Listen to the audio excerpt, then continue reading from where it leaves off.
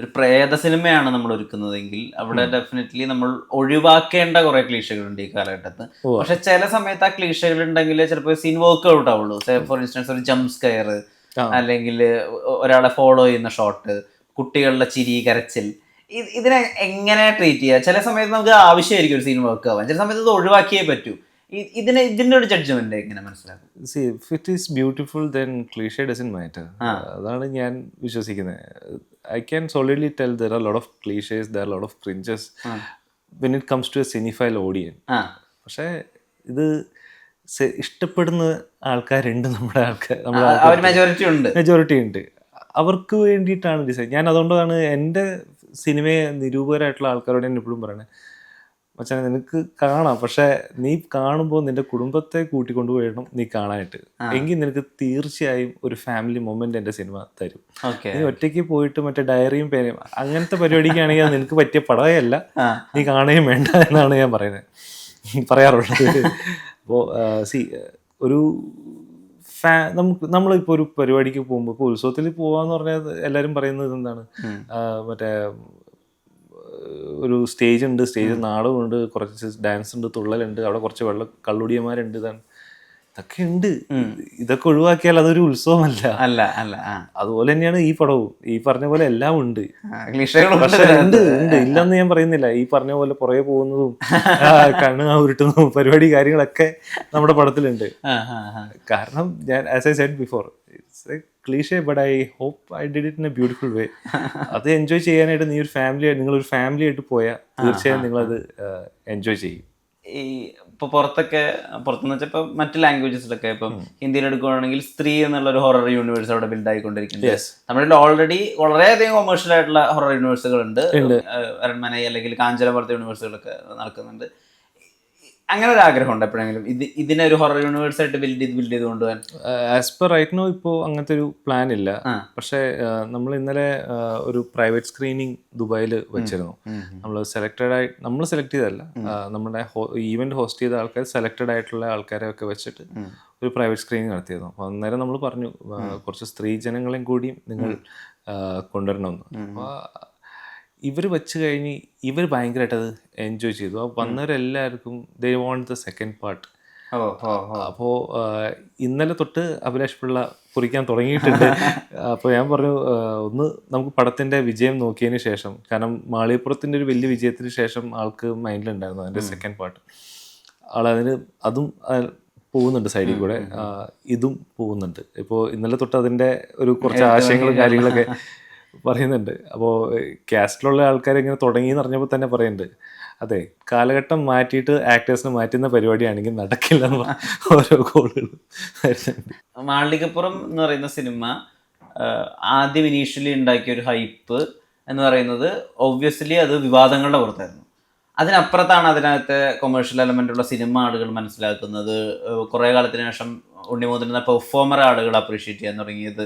പിന്നെ അതിൻ്റെ സൈജു ഗ്രൂപ്പിൻ്റെ ഉൾപ്പെടെയുള്ള പെർഫോമൻസുകൾ ആളുകൾ അപ്രീഷിയേറ്റ് ചെയ്യാൻ തുടങ്ങി. അതിങ്ങനെ പതുക്കെയാണ് അതിലേക്ക്. ഇപ്പം സീൻ ബൈ സീൻ ഹീറോ ആവുന്ന സിനിമ എന്നൊക്കെ പറയുന്ന പോലെ സീൻ ബൈ സീനാണ് ഈ പറഞ്ഞ മാളികപ്പുറം എന്നുള്ള സിനിമ വർക്കായത്. ആദ്യത്തെ ഒരു ഇനീഷ്യൽ ദിവസങ്ങളുണ്ടായിരുന്നല്ലോ, അതായത് ഇതിനെ മൊത്തം ഭക്തിയും മാധവും വെച്ച് മാർക്കറ്റ് ചെയ്യാണെന്നുള്ള വിമർശനങ്ങളൊക്കെ നിൽക്കുമ്പോൾ അപ്പോഴൊന്ന് വിഷ്ണു ശശാങ്കർ വാതുറന്നതായിട്ടോ പ്രതികരിച്ചതായിട്ടോ ഞാൻ എവിടെയും കണ്ടിട്ടില്ല. അപ്പോൾ എന്തായിരുന്നു ചെയ്തുകൊണ്ടിരുന്നത്? അന്നേരം എനിക്ക് പേടിയായിരുന്നു മീഡിയക്കാരെ കാണുമ്പോൾ തന്നെ. കാരണം ഞാൻ ഒരു ഇൻ്റർവ്യൂവും കൊടുത്തില്ല എന്നല്ലേ പറഞ്ഞത്. ഞാൻ കൊടുത്ത ആദ്യത്തെ ഒരു ഇൻ്റർവ്യൂ ഉണ്ട്. ആ ഇൻ്റർവ്യൂവിൽ അവർ ഫോക്കസ് ചെയ്തത് ഇതിനെ ഒരു വിവാദ സിനിമ, ഒരു പ്രോപ്പഗൻഡ മൂവി എന്നുള്ള രീതിയിലേക്ക് ആക്കി വരാനായിട്ട്, എൻ്റെ വയന്ന് വീഴാനായിട്ടാണ്. അപ്പോൾ ഞാൻ ക്രിയേറ്റീവ് ആയിട്ടുള്ള കാര്യങ്ങൾ പറയുമ്പോൾ അത് അവർ അതിന് ഒരു വാല്യൂ കാര്യങ്ങളോ കൊടുക്കുന്നില്ല. അപ്പോൾ ഇതെനിക്ക് കുറച്ച് നെഗറ്റീവായി. കാരണം നമ്മൾ അത്രയും നല്ല എഫേർട്ട് എടുത്തും നമ്മൾ നമ്മൾ കമ്മ്യൂണിക്കേറ്റ് ചെയ്യാൻ ഉദ്ദേശിച്ച കൺസെപ്റ്റിൽ നിന്നും മാറിയിട്ട് ആൾക്കാരെ വേ ഓഫ് തോട്ട് ഭയങ്കരമായിട്ട് മാറി. അന്നേരം ഉണ്ണിയും അഭിയൊക്കെ പറയുന്നുണ്ടായിരുന്നു, ചിന്തിക്കുന്ന ഒരു ചിന്ത വെച്ചാൽ നീ എന്താണോ വിശ്വസിക്കുന്നത് അതിൽ നീ സോളിഡ് ആയിട്ട് നിൽക്ക്. പക്ഷെ എനിക്കത് ഭയങ്കര പിന്നീട് ഈ പറഞ്ഞ പോലെ മീഡിയനെ ഫേസ് ചെയ്യാനോ സംസാരിക്കുമ്പോൾ ഇങ്ങനത്തെ ചോദ്യങ്ങളിലേക്കായിരിക്കും തീർച്ചയായും വരിക. അപ്പോൾ എനിക്ക് ആ ഒരു പരിപാടി വേണ്ട എന്ന് വിചാരിച്ചിട്ട് ഞാൻ പതുക്കെ മാറി. അതിന് ചെറിയ ചെറിയ സൗന്ദര്യപ്പണക്കൊക്കെ നമുക്കിടയിലൊക്കെ ഉണ്ടായി. സൂപ്പർ നാച്ചുറൽ ആയിട്ടുള്ള എലമെന്റ്സിനോട് ഒരു ഫാസിനേഷൻ ഉണ്ടായിരുന്നോ?